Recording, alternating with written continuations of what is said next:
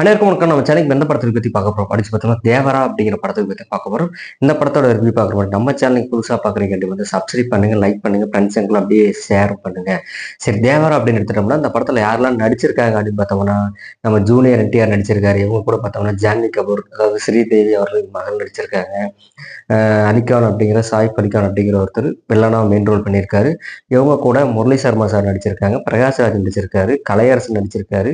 அது மட்டும் இல்லாம மெயின் ஆக்டர் அவர் பேர் உங்களுக்கு சொன்ன எப்படி தெரியும்னு தெரியல. அஞ்சாதே நிறைய நடிச்சிருக்காரு. சரி, ஓகே. இதுக்கு மேலே இந்த படத்தோட டைரக்டர் அப்படின்னு பார்த்தோன்னா கொரட்டாலா சிவா தான் இந்த படத்தை டைரக்ட் பண்ணியிருக்காரு. அதேமாதிரி இந்த படத்தோட மியூசிக் டைரக்டர் எடுத்தோன்னா நம்ம அனிருத் தான் தெலுங்குலையும் கால்தடம் ஆல்ரெடி பதிச்சிருக்காரு. பட் இந்த படம் நேரடியாக ரிலீஸ் பண்ணும்போது அனிருத் தான் அந்த படத்துக்கு மியூசிக் போட்டிருக்காரு அப்படிங்கிற மாதிரி நமக்கு தோணும். ஓகே, இந்த படத்தோட டியூரேஷன் டைம் அப்படின்னு எடுத்துட்டோம்னா 2 மணி நேரம் 58 நிமிஷம் இந்த படத்தோட டியூரேஷன் டைமே. அவ்வளோ பெருசாக ஓடுது. இது வந்து வெறும் ஃபர்ஸ்ட் பாட்டு மட்டும்தான், இன்னொரு பாட்டு இருக்குது, அதை இப்போ நான் சொல்ல விரும்பலை. ஓகே, இந்த படத்தோட கதை அப்படின்னு சொல்லி எடுத்துட்டோம்னா இந்த படத்தோட கதை கடல் சார்ந்து ஒரு ஏரியா. அந்த ஏரியாவில் குறிப்பிட்ட 4 ஊர் மக்கள் இருக்காங்க. இவங்களோட தொழில் அப்படின்னா ஆயுத பூஜை அப்படின்னு சொல்லி வந்துச்சுன்னா அந்த ஆயுத பூஜை டைமில் வந்து ஆயுதங்கள் வச்சு ஒரு சண்டை நடக்கும். ஊருக்கு 2 பேர் ஃபைட் வைப்பாங்க. பட் அதில் யார் ஜெயிக்கிறாங்களோ அவங்கக்கிட்ட தான் அந்த ஆயுதம்லாம் அவங்க ஊரில் தான் இருக்கும். அப்படிங்கிறப்ப அந்த ஊர் கொஞ்சம் செழிப்பாக இருக்கும்.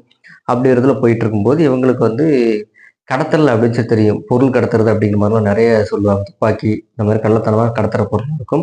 பட் இதை அவங்க கடத்தி கடத்தி கொடுத்துக்கிட்டு இருக்காங்க. அவங்க இப்படி கடத்தி கொடுத்துட்டு இருக்கும்போது கூட இதை ஒரு தொழிலாகவே பண்ணுறாங்க. நிறைய உயிர்களை ரிஸ்க் எடுத்து போயிட்டு வந்துட்டு இருக்காங்க. இதை வந்து முரளி சர்மா சாருக்காக இவங்க பண்ணி கொடுத்துட்டு இருக்காங்க. பட் இருந்தாலும் ஒரு கட்டத்தில் இவங்க போலீஸ்கார்ட்ட சிக்க, நீங்கள் பண்ணுறது எல்லாமே தப்பு, உங்களெல்லாம் வந்து சாமியே நினைக்கிறோம், பட் நீங்கள் இந்த மாதிரி தொழில் பண்ணுறதுனால உங்களோட உயிரை நிறைய பாதிக்கப்படுது அப்படின்னு சொல்கிறப்போ அந்த இடத்துல நம்ம ஜூனியர் என்டிஆர் திருந்திடுறாரு. இதெல்லாம் பண்ண வேணாம் அப்படின்னு சொல்லி நம்ம ஜனங்க நம்ம தடுத்து நிப்பாட்டுன்னு சொல்லி நினைக்கிறாரு. பட் இருந்தாலும் நிறைய சம்பாரிச்சு பழகிட்டாங்க. இதை ஒரு தொழிலாகவே பேசினா பண்ண ஆரம்பிச்சிட்டாங்க. அப்படிங்கிறப்போ இதை நிப்பாட்ட சொன்னால் எல்லாம் என்ன ஆகும்? எல்லாம் அவருக்கே எதிராக திரும்புவாங்க. அப்படி எல்லாருமே அவருக்கு எதிராக திரும்புகிறாங்க. அவரை கொல்றதுக்கும் ஒரு பிளான் பண்ணுறாங்க. அதுக்கப்புறம் என்ன ஆச்சு, அவர் கொலை பண்ண பிளான் பண்ணதுக்கப்புறம் அவர் செத்தாரா இல்லையா, அதுக்கப்புறம் என்னாச்சு அப்படிங்கிறது அந்த படத்தோட கதையே.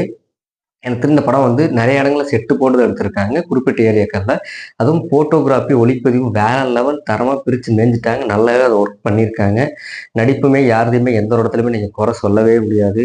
ஏன்னா பிரகாஷ்ராஜ் சார்லாம் பார்த்தோன்னா கேஜிஎஃப்ல அவர் எப்படி கேஜிஎஃப் பார்ட் 2ல ஓப்பனிங்ல அந்த கதையை வந்துட்டு சொல்லுவாரோ அதே மாதிரி தான் இதுலேயுமே ஆரம்பிக்கிறாரு. பட் படம் ஃபுல்லாக வர மாதிரி அங்கங்கே ஒரு இந்தியன் தாத்தா கெட்டப்பில் வருவார். இவங்களை தாண்டி பார்த்தோம்னா நம்ம என்டிஆர் சார் சொல்லி ஆகணும். படத்தில் அப்பா பையனா 2 ரோல் பண்ணியிருக்காரு. பட் இருந்தாலும் பெருசாக வித்தியாசம் இல்லைனாலுமே கூட அப்பா பையன் அப்படிங்கிற கேரக்டருக்கு நிறைய வித்தியாசம் இருக்குது. அதை தாண்டி சொல்லணும்னா ஜான்வி கபூர் நம்ம ஆல்ரெடி சொன்ன மாதிரி ஸ்ரீதேவி அவங்களோட பொண்ணு தான். பட் இந்த கதைக்கு வந்து தேவையில்லாத ஒரு கேரக்டர் தான். ஸோ அந்த பாட்டு வந்துச்சு, எங்கடா அந்த பாட்டை காணோம் அப்படின்னு சொல்லி நான் ஃபர்ஸ்ட் ஹாஃப்லாம் 1.5 மணி நேரத்துக்கு மேலே ஓடிச்சு. பாட்டை காணவே காணோம். அப்புறம் தான் சரி இன்டர்வலுக்கு அப்புறம் அந்த பாட்டு வந்துச்சு.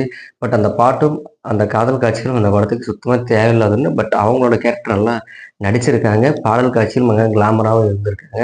ஒருவேளை கிளாமருக்காக இவங்க யூஸ் பண்ணியிருப்பாங்களோ அப்படிங்கிற மாதிரி எனக்கு தோணுச்சு. இவங்களை தனியாக முரளி சர்மா கொடுத்த கேரக்டர் கரெக்டாக பண்ணிட்டாரு. நம்ம கலையரசன் சார் நடிச்சிருக்காருன்னு சொல்லும்போது கண்டிப்பாக அதை நான் சொல்லி ஆகணும். கலையரசன் சார் இந்த அளவுக்கு தெலுங்குலாம் போய் ஒரு ஸ்டாரோட பார்த்து நடிச்சிருக்காரு அப்படிங்கிறப்போ நல்ல விஷயம் தான். பட் அவர்கிட்ட இருந்து நான் சொல்ல வேண்டிய ஒரு விஷயம் என்ன அப்படின்னு சொல்லி பார்த்தோம்னா தலைவர் நடிக்கிற எல்லா படத்துலையும் இறந்துடுறாரு. ஏதாச்சும் ஒரு படத்தில் அவர் பொழைக்க வைங்க அப்படின்னு சொல்லி நான் நினைக்கிறேன். பட் அதெல்லாம் அவர் எந்த படத்துலையும் பொழைக்க மாட்டேங்கிறாரு. எல்லா படத்துலையுமே இறந்துடுறாரு. அது எனக்கு ஒரு பெரிய வருத்தமாகவே இருக்குது. இதை தாண்டி சொல்லணும் அப்படின்னு பார்த்தோம்னா படத்தில் குறிப்பிட்ட சில காட்சிகள் சொல்லலாம். நம்ம அனிருத் சார் வந்து படத்துக்கு மியூசிக் நிறைய போட்டிருக்காரு. பட் இதுலேயும் பார்த்தீங்கன்னா நம்ம கோட் படத்தில் சின்ன விஜய்க்கு ஒரு லவ் சாங் வரும். அந்த பாட்டோட பிஜிஎம்லாம் அந்த படத்தோட ஃபர்ஸ்ட் சாங்ல வருது. 2வது ஜெயிலர்ல ஒரு சாங் வரும். அந்த சாங் அப்படியே தேவரா மட்டும் மாற்றி போட்டு அந்த சாங் எடுத்திருக்க மாதிரி எனக்கு தெரியுது. மியூசிக்லாம் கூட பார்த்தா நிறைய படங்களை கேட்டிருக்க மாதிரி தெரியுது. ஒருவேளை தெலுங்கு ஆடியன்ஸ் தான் தமிழ் படம் பார்க்க மாட்டாங்க நிறைய நினைச்சிருப்பாரு அப்படின்னு நினைக்கிறேன். பட் இருந்தாலும் அவரோட படங்கள் எடுத்து போட்டதை கூட பரவாயில்ல. வேற இசையமைப்பாளர் படங்களை கூட அந்த மியூசிக் உருட்டி உருட்டி உருட்டி உருட்டி போட்டிருக்காரு. படத்தில் ஹைலைட்டாக சொல்லணும் அப்படின்னு சொல்லி நினைச்சோம்னா ஃபர்ஸ்ட் ஹாஃப் எல்லாமே சூப்பராகவே இருந்துச்சு. பரவாயில்லடா, சலிச்சு போன கதையா இருந்தாலும் இதை கேஜிஎஃப் மாதிரி கொண்டு வந்து நல்லா கொண்டு வந்திருக்காங்க அப்படிங்கிற மாதிரி இருந்துச்சு. பட் செகண்ட் ஹாஃப் ஓப்பன் பண்ணும்போது பையன் அப்படிங்கிற ஒரு கேரக்டர் வச்சு எல்லா கமர்ஷியல் படம் மாதிரியே அதை கொண்டு வந்துட்டாங்களோ அப்படிங்கிற ஒரு ஃபீல் எனக்கு இருந்துச்சு. படத்தில் 2-3 ட்விஸ்ட் இருக்குது. பட் அந்த ட்விஸ்டெல்லாம் நீங்கள் எதிர்பார்த்துருக்க மாட்டீங்க. அதையும் பார்த்தோம்னா இன்டர்வலுக்கு அப்புறம் நம்ம தேவரா காணாமல் போயிடுவாரு. அவர் பையன் தான் சுற்றிட்டு இருப்பாரு. அப்பா தைரியமானவர், பையன் பயந்தவன். பட் இருந்தாலுமே கூட எப்படா தேவரா காட்டுவாங்க, தேவரா காட்டு இன்டர்வலுக்கு மேலே நம்மளுக்கு ஒரு எதிர்பார்ப்பு இருந்துகிட்டே இருக்கும். இந்த சீன் வருவார், அந்த சீன் வருவார், அந்த சீன் வருவார். ச்சே, வரவே இல்லடா அப்படிங்கும் போது நமக்கு தோணும். மட்டும்தான் எனக்கு தெரிஞ்சு அந்த ஒரு சஸ்பென்ஸ் நிறைய படம் பார்க்குறவங்க ஈஸியாக கண்டுபிடிச்சிருப்பாங்க. அதை நான் இங்கே சொல்ல விரும்பலை. அதே மாதிரி எடுத்துட்டோம்னா ஃபைட் சீன்ஸ்லாம் வேற லெவலில் பிரித்து மேய்ச்சிருக்காங்கன்னு நினைக்கிறேன். 3 மணி நேரத்தில் 1.5 மணி நேரம் ஃபைட் சீனே போயிட்டுருக்கும். அதுவும் அந்த கடலில் எடுக்கிற ஃபைட் சீன்லாம் பார்த்தோம்னா நல்லாவே இருந்துச்சு. கடல்ல எடுக்கிற ஃபைட் சீன் ஆகட்டும், அந்த ஆயுத பூஜைன்னு சொல்லி இவங்க சொல்ற அந்த ஒரு ஃபைட் சீன்ஸ் ஆகட்டும். மெயினா சொல்லணும் அப்படின்னா, கிளைமேக்ஸ் இது 2 பார்ட்டா பிரிச்சனால என்னவோ, இந்த படத்த பாகுபலி படத்துல ஃபர்ஸ்ட் பார்ட் முடியும்போது நீங்க கேள்விப்பட்டிருப்பாங்க. அவ எப்படி அப்படிங்கிறது. இந்த படம் பார்க்கும்போது, ஓ! அந்த படத்துக்கு எப்படி செகண்ட் பார்ட்டுக்கு நெறைய லீட் இருந்துச்சோ, அதே மாரி இதுலயும் இருக்கு. அதனால நெறைய பார்ப்பாங்க அப்படிங்கிறனால, இந்த ஒரு விஷயத்த மென்ஷன் பண்ணி விட்டாங்களா அப்படிங்கிறது எனக்கு தெரியல.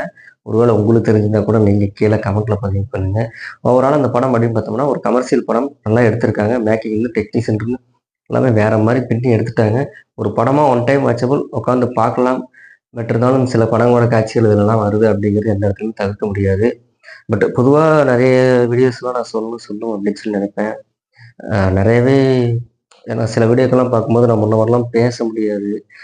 சில பொருளாதார பிரச்சனைகள், ரொம்பவே கஷ்டப்பட்டு, டெய்லி அவமானப்பட்டு, சில டைம்ல நம்மலாம் ஏன்டா இருக்கோம்? அப்படிங்கிற லெவலுக்குலாம் கூட நம்ம போயி அங்கருந்து திருப்பி வந்திருக்கோம். பட் அப்பதான் தெரிஞ்சது. நெறைய பேப்பர்ஸ்லாம் பார்க்கும்போது, மை காட் பாவம்டா! ஏன்னா நெறைய பேர் கடன் வாங்கி சில பிரச்சனைல மாட்டிக்கிறாங்க. பட் இருந்தாலும் அதனால நெறைய அவமானங்கள் ஏற்படுது. கடன் வாங்காம இங்க யாருமே இருக்க முடியாது. முடிஞ்ச அளவுக்கு குறைச்சு வாங்கிக்கோங்க. ஏன்னா அதனால வந்து நெறைய மன உளைச்சல், நிம்மதியெல்லாம் போயி ஏன்னா ஆல்ரெடி நான் 2, 3 படம்லாம் பார்க்க கூட எனக்கு டைம் கிடைக்கல. அதே மைண்ட் செட்லயே என்னடா இன்னைக்கு என்னைக்கு அதே மாரிலாம் போயிட்டு இருந்துச்சு. இதெல்லாம் ஏன்டா ரிவ்யூல சொல்ற அப்படின்னு தோணும். மனவேதனைகள் சரி யார்ட்ட சொல்றதுன்னு தெரியல. பட் இதுலயா சொல்லாமே அப்படிங்கிறதுக்காக லைட்டா சொன்னேன். சரி டைம் இருந்துச்சுன்னா பாருங்க. இது ஒரு கமர்ஷியல் படம். போர் அடிக்காம போகும். பட் இருந்தாலும் படத்த கொஞ்சம் ரன்னிங் டைம் குறைச்சிருக்கலாம். ஃபைட் சீன்ஸ்லாம் குறைச்சிருக்கலாம். ஆனா இருந்தாலும் அது நல்லா இருந்துச்சு. ட்விஸ்ட்டு சில இடங்கள்ல இருக்குது. அது நெறைய படங்கள் பார்த்தவங்க கணிப்பாங்க. மீண்டும் அடுத்த வீடியோவில் சந்திக்கும் வரை அனைவரும் நன்றி.